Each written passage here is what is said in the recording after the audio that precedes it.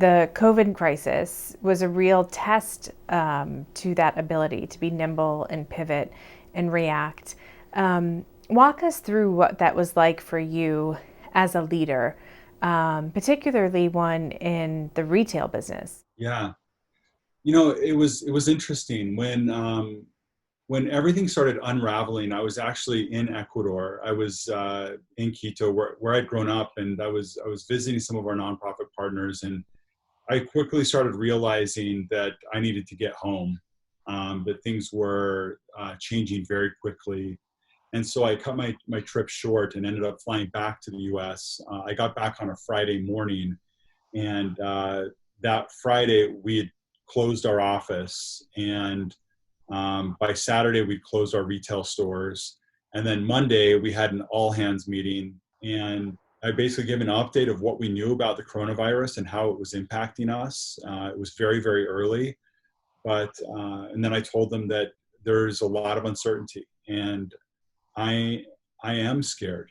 I don't know exactly what this means, but I told them that one thing that I would promise them is that I would be honest and transparent, and that I wouldn't be afraid to make hard decisions. About a week into the crisis, I got an article that was sent to me by a close friend of mine, CEO friend of mine. And when she sent me this article, I was, you know, I needed it. I read this article. It was about a guy who had interviewed 29 CEOs about the crisis. And this is maybe 10 days into it. And um, recorded all these interviews and then broke them down, these 29 CEOs, to three different groups. There was the fear-focused CEO, which was consuming like 5 times more media than some of these other groups. The unfocused CEO was making no changes, was kind of head in the sand, was basically saying, I'm going to wait and see what happens. Interestingly, used the word vacation like 6 or 7 times more than the other CEOs. And then the strategy-focused CEO was using words like opportunity and growth, and it was multiple times more likely to have made changes in their strategy with services or product.